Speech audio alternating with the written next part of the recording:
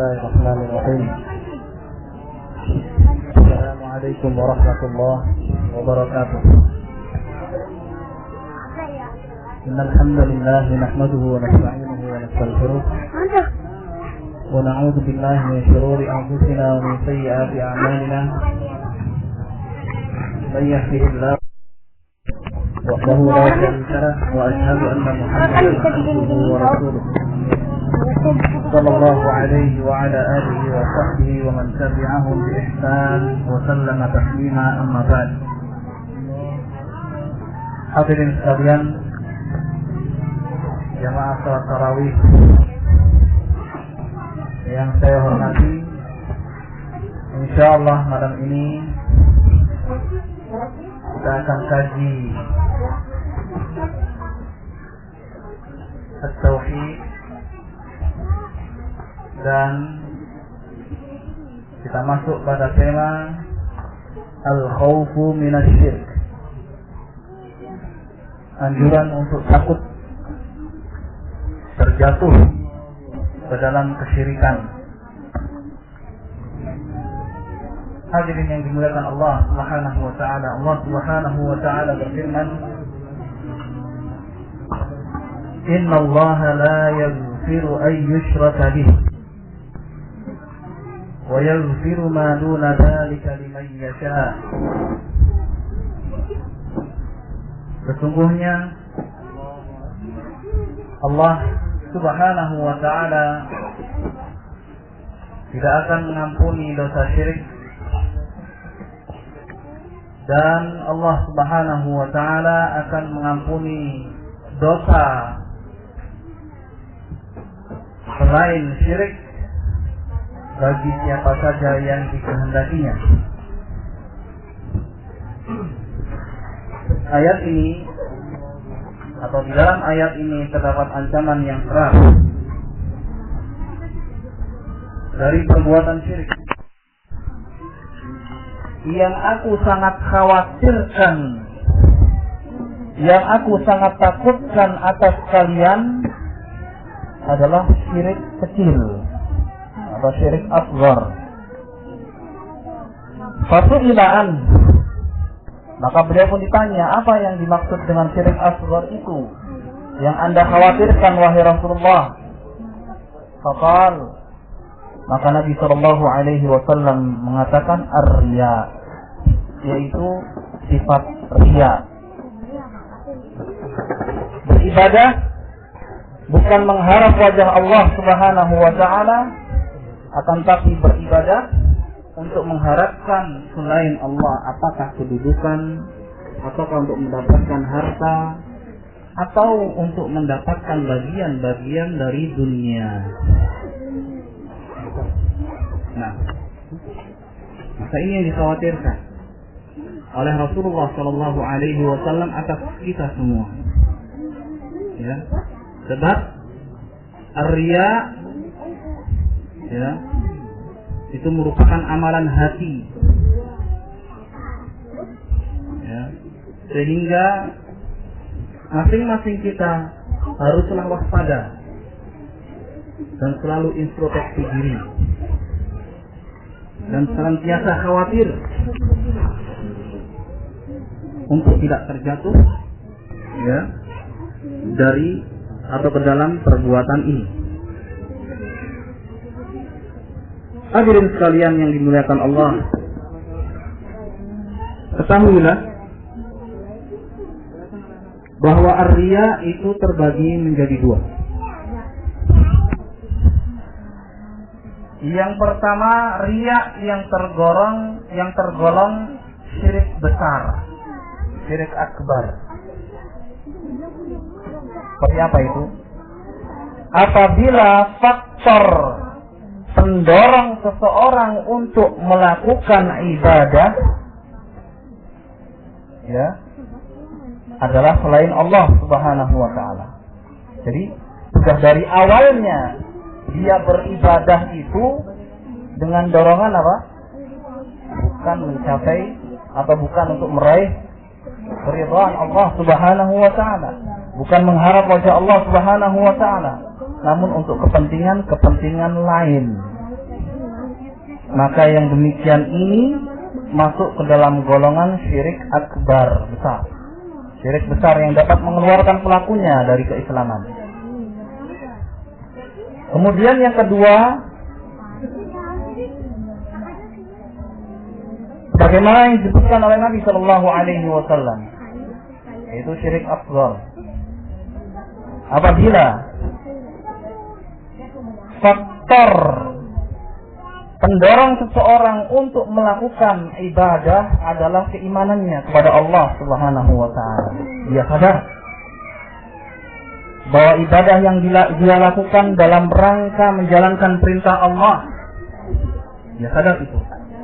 Namun ketika di tengah-tengah dia melakukan ibadah, tiba-tiba muncul perasaan-perasaan untuk bisa didengar ya oleh orang lain, dari keindahan bacaan misalnya, atau untuk diperhatikan oleh sang mertua atau calon mertua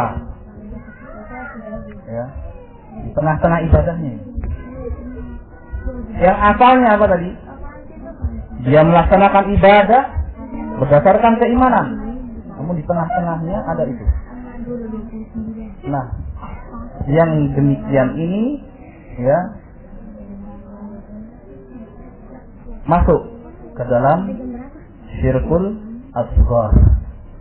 Maka wajib atas kita semuanya untuk berhati-hati dan waspada, dan selalu khawatir dan takut untuk terjatuh ke dalam perbuatan ya kesyirikan.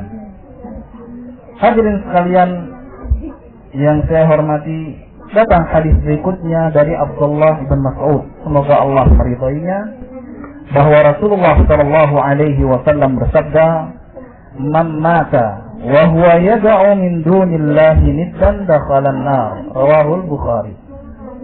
Barang siapa yang meninggal dunia dalam keadaan dia beribadah atau menjadikan bagi Allah Subhanahu wa taala tandingan selainnya, artinya dia menyekutukan Allah Subhanahu wa taala, maka kalau dia mati dalam keadaan syirik seperti ini, dia pasti masuk ke dalam neraka.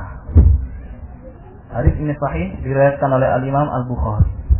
Sangat keras juga ancamannya, sehingga haruslah kita senantiasa waspada, jangan sampai terjatuh ke dalam kesyirikan.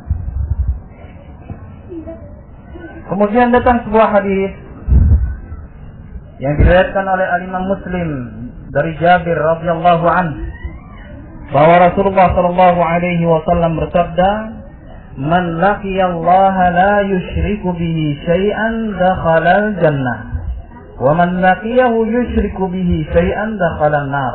Barang siapa yang berjumpa dengan Allah dalam keadaan tidak menyekutukannya dengan suatu apapun, pasti dia masuk surga. Dan barang siapa yang berjumpa dengannya dalam keadaan menyekutukannya dengan suatu apapun, niscaya dia akan masuk ke dalam neraka. Ayat-ayat dan hadis-hadis ini ya semuanya mendorong kita untuk senantiasa khawatir dan takut terjerumus ke dalam kesyirikan. Dengan demikian, usai kajian singkat malam hari ini, namun sebelum kita akhiri, ini ada satu hadiah mushaf Al-Quran ya, yang akan diberikan kepada salah satu santri ya, anak-anak kita yang sedang menghafal Al-Quran. Ini akan saya sebut Luqmanul Hakim. Ada nak?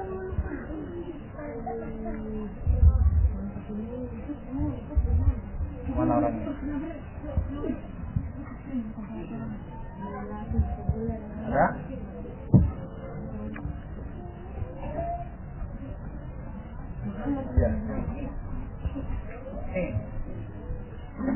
juz ini ya? Kayaknya 20 juz ya? Wah, ya, 20. Katanya 22 juz sudah hafal. Jadi, coba kita tes apa benar. Kan gitu ya. Belum kasih hadiah. Sebab ini amanahnya dari Direktur pembagian mushaf di Masjid Nabawi untuk para penghafal Al-Quran. Dalam menerima hadiah kita ini Anul Hakim ya. Berapa juz? 22 juz ya. Masya Allah. Barakallahu fiik.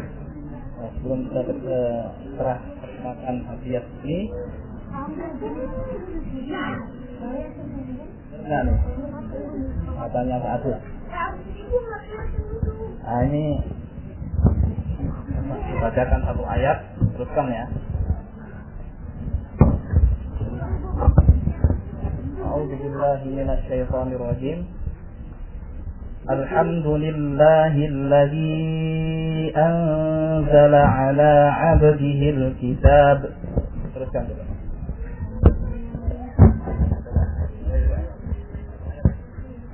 Alhamdulillahilladzi anzala ala 'abdihil kitaba wa lam yaj'al lahu 'iwaja. Al-Kahfi.